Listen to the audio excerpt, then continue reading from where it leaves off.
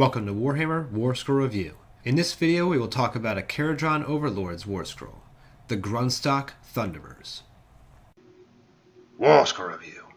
Thunderers are one of the newest models released in Age of Sigmar, and many are not familiar with all their uses. They're slow but resolute, and come with an array of weapon options that get to choose from 5 different missile weapons. Unfortunately, it feels like 2 of them are a bit more powerful than the rest. The 2 that seem to stand out are the Aether Cannon and the Grundstok Mortar. The Gurndstok Mortar is an extremely deadly chaff killer. 36-inch range is rare, especially on infantry. Remember, these guys can still move, so basically this has a 40-inch threat range. Each does D3 damage, which can really put some wounds out on some low save models. The Aether Cannon is the other important weapon option, and is a very powerful close-range missile weapon. 12-inch range, 4 up to hit, 2 up to wound, Ren 2 and D3 damage. This thing is really going to kill whatever it shoots in close range. Turn this on high armor infantry, characters, and monsters. The Aethermatic Fumigator is one option that seems underwhelming at first, but just might have a place in the Overlord's army. Doing the math, a unit of 20 Thunderers could be putting out around 23 wounds with Ren 1. Its 9-inch range makes you have to get dangerously close to do so though. Maybe a few of these could fit in a unit of Aether Cannon toting Dwarden. Use this solution when you feel 20 Aether Cannons is overkill. You can split your shots and still enhance both guns with the same buffs.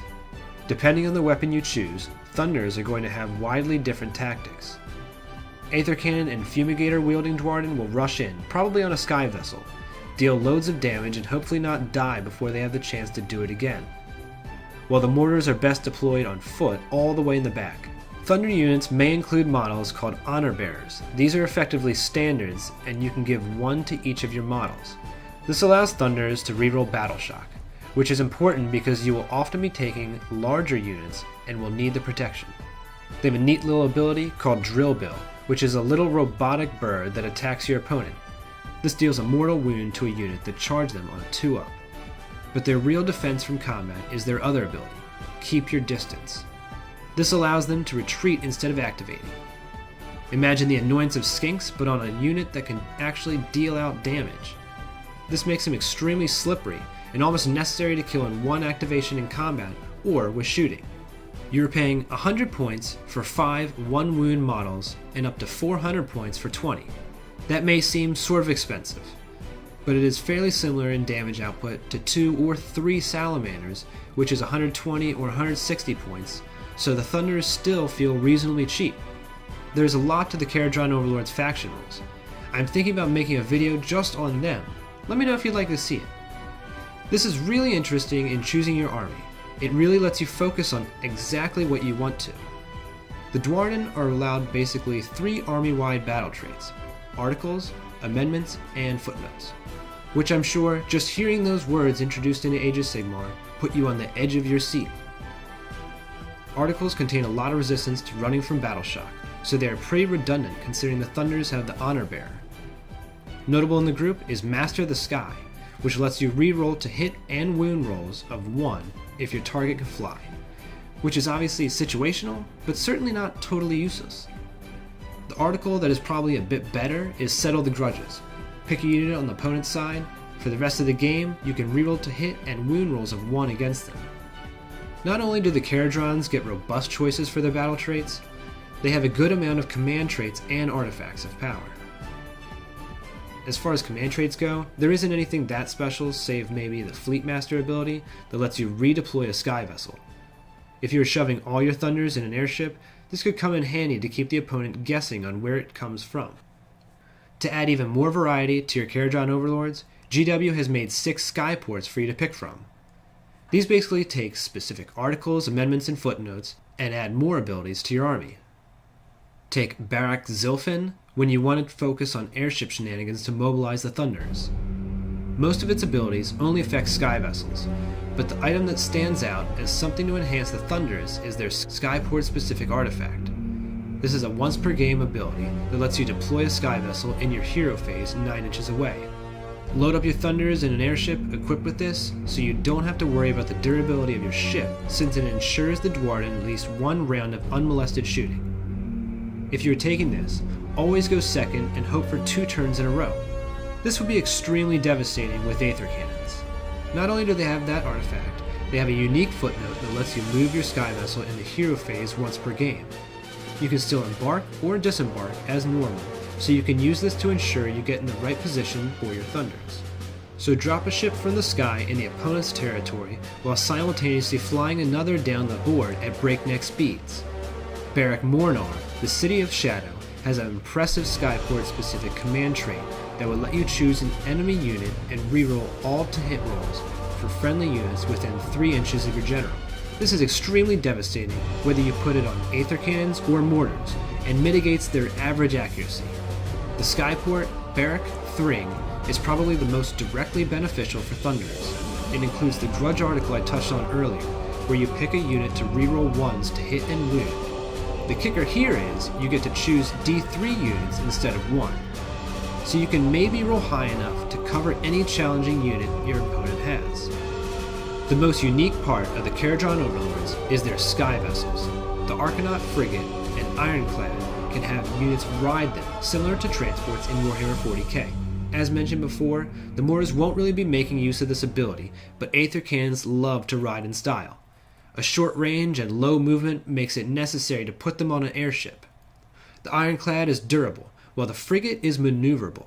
The Ironclad holds 20 miles while the Frigate holds 10. They can each hold 5 more, but these models slow the ship down by 1 inch for each of them. Remember, you can always take 1 less Thunder you paid for and include the Aether Chemist, which puts out more extra shots than a single Thunderer would. Sometimes it will be worth it to pack as many Thunders and Heroes in a ship and just sacrifice the movement. This is less critical to the Frigate, as it is pretty quick to begin with, and Kharadrons have multiple ways to speed the sky vessels up. If you are taking sky vessels, really consider taking the Zilfin Skyport, as this gives you multiple ways to maneuver your Thunders into a perfect spot. One idea is to drop a frigate with the artifact with some threatening units inside, while moving your Ironclad Thunderers up the field with moderate safety, as the opponent has to deal with the Dwarden in his face first. If you're lucky, enough models will survive to give you a screen when you disembark the Thunderers. Or you can just drop the Ironclad with 20 Thunders and an Aether Chemist and just go to town while your other airships make use of the added speed boosts. The Aether Chemist is the crux of any Kharadron Overlord's army. This really makes maxing the unit of Thunderers out to 20 worth it. Whether you take Mortars or Sky Cannons, you're really doing a disservice to your Sky Pirates by not giving each of your Thunderers their own Chemist. Aether Chemists add an attack to a weapon wielded by a unit of Dwarden. The implications here are obvious, and, assuming you took Mortars and Cannons, literally doubles their damage output. For every unit of Thunderers, there should be an Aether Chemist to spew magic gas at them. The Thunderers only belong to 1 battalion Warscroll, beside the huge battalion of battalions that you will probably never get to use. The Grundstok Escort Wing is fairly large in itself, but if it is models you wanted to take anyway, have at it. It includes up to 3 units of Thunderers, and if all the units in the battalion fire at the same target, you can add 1 to hit rolls. This is a bit unwieldy since it's so big, but gives the Thunderers a huge boost in accuracy. Thunderers don't necessarily need to be in an army of Kharadron Overlords to be effective. Aether Cannons do rely on sky vessels quite heavily, but don't necessarily need the faction-specific buffs to get them where they need to be. Grundstok Mortars are more easily inserted into an Order Grand Alliance. We all know the Celestial Hurricanum is amazing and buffs all Order units shooting. Sticking a unit of Thunderers with Grundstok Mortars back with your Order Grand Alliance or Free People's Gun line would be easy and extremely powerful. Now, from an opponent's perspective, don't let the extremely customizable nature of the Overlords overwhelm you. Figure out which battle trait they choose and how it impacts the Thunderers and the rest of the army, or you will be in for some surprises. There aren't really any abilities that will make the Thunderers extremely survivable, so that 4-up save, 1 wound model doesn't get much tougher. Even though they have a bravery of 7, don't rely on them losing too many models to battle shock, since they have multiple ways to mitigate it. If they are going for an Aether Cannon and Sky Vessel Bomb, you can surely try to kill the Frigate or Ironclad before it reaches you, but they can be especially durable and fast, so you might not be able to count on it. Especially if they take Barrack Zilfin Skyport and use the footnote to deploy a Frigate or Ironclad in the middle of your army. it's likely you won't be able to kill the sky vessel before it drops its payload, so it may be better to focus on defending yourself rather than blowing up the airship. After you take one turn of steaming hot aether to the face, ensure that you kill the Thunderers in the next turn because most armies cannot afford to receive 2 or more volleys of aether cannons consecutively. If you're facing Thunderers with mortars, a light, fast unit would be best if you can't shoot them off the field. The Grundstok Thunderers receive a 4 out of 5. Either of the 2 main gun options are devastating, and Caradron Overlords have multiple ways to deliver the damage. Caradron Overlords in general is not a forgiving or straightforward faction, but like most armies in AOS, it takes some getting used to until you really start to see the combos and how to maneuver the models. What do you think of Thunderers? What Warscrolls would you like to see next? Leave your answers in the comments, and thanks for watching.